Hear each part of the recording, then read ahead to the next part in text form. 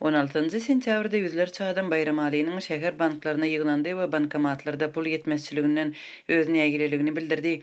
Azatlyň habarçylarynyň maglumatlaryna görä nägilelik çäresi şäher banklarynyň birnäçesinde bir wada ýüze çykypdyr. İşgärlerden pul talap edýän adamlar birnäçe sagatlap dargamandyr.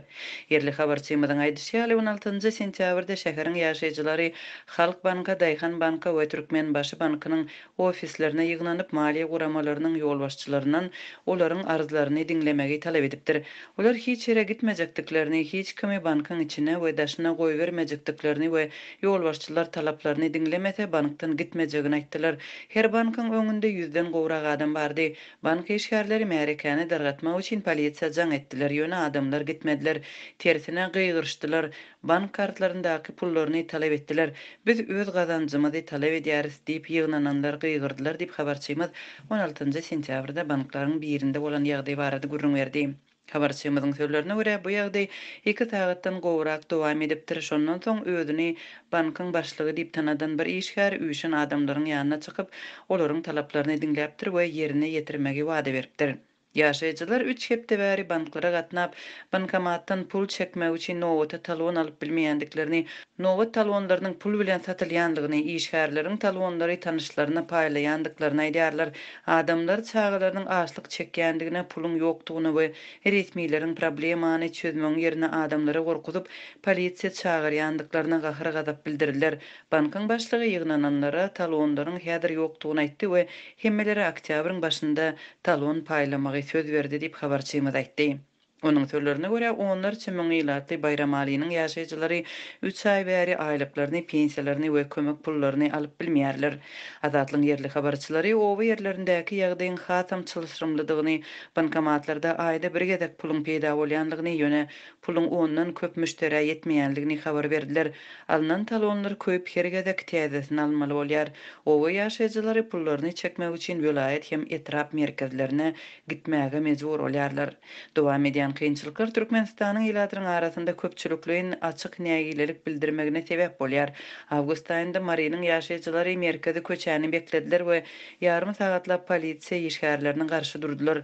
10 awgustda ýüzlerçe adam Mary şäherinde Senagat we Daýhan banklarynyň owa ýerleriniň ýaşaýjylaryna bankomatlardan pul naklaşdyrmagy ruhsat bermänligine nägilelik bildirip şäheriň merkezi köçesini bekläpdi. Şol wakadan soň habarçylarymyz Marynyň bankomatlarynda nowatlaryň gyýtga wagtyň dowamında azalandygyny habar berdiler. Ýöne pul çekmek boýunça çäklendiriji düzgünler saklanyp galýar we täze talaplar girdilýär. Öň pul almak isleýänler ýörite talonlary almaly bolan bolsa, indi owa ýylatyndan şäher bankomatlarynyň pul çykarmak üçin kepillendiriş edarasy tarapyndan tasdiklanan ygtyýarnama talap edilýär. Bu resminama 200 manat möşberinde goşmaça çykdyjylary talap edýär. Türkmenistanda puly naklaşdyrmakdaky kynçylyklar aýlyk we pensiýa nakdäl usulyna köpçülikleýin geçenden soň başlandy. Soňky ýyllarda adamlaryň pullaryny çekmek umydy bilen ençime sagatlap ýa-da giýje gündizläp nowata durmagy, bankomatlaryň daşyndaky basabaslyk dawa, jenjel, hatda betbagçylykly hadisalar ýurtda adaty bir ýagdaýa öwrildi. Ýurdun häkimetleri meseleniň gerimini ikrar etmeýärler we mesele ýylata basyş etmek hem bankomatlary ýok etmek ýaly çäreler bilen çemeleşýärler. Resmi maglumatlara görä ýurtda ýylyň başyndan 16 bankomat azalypdyr. Hakykatda näçe bankomatyň ýok edilendigini anyklamak mümkin däl. Habarçylarymyz bankomatlaryň sanynyň ýygyderli azalýanlygyny, diňe iýul aýynda paýtagtda 10 olay bankomatyň aýrylandygyny habar berdi. Merkezi bankyň resmi habaryna görä häzirki wagtda ýurtda 2118 bankomat bar. Olaryň köpüsi Aşgabatda ýerleşýär. Galanlary Mary, Liwap, Ahal, Balkan we Daşowuz vilayetlerinde yerleşýär.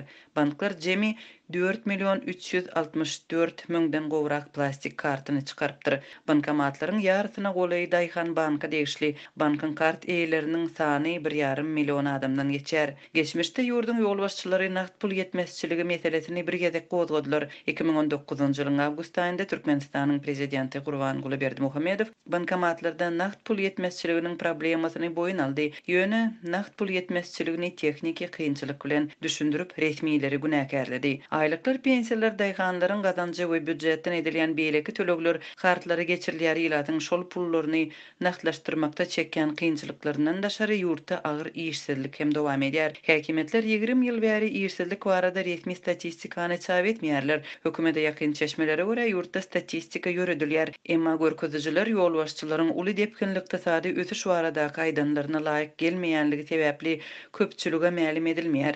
2017-nji ýylyň mart aýynda Türkmenistanda işsizligiň derejesiniň resmiler tarapyndan 60%-dan ýokary diýilip keskitlenendigini çeşmelerime daýdar. Soňky bir ýylda ýurtda ýene-de onlarça döwlet edarasy ýapyldy, müňlerçe iş orunlary ýatyryldy. Koronavirus pandemiýasy başlanaly bäri döwlet sektorundaky işärler töleksiz ruhsada köpçülükleýin iýerildi.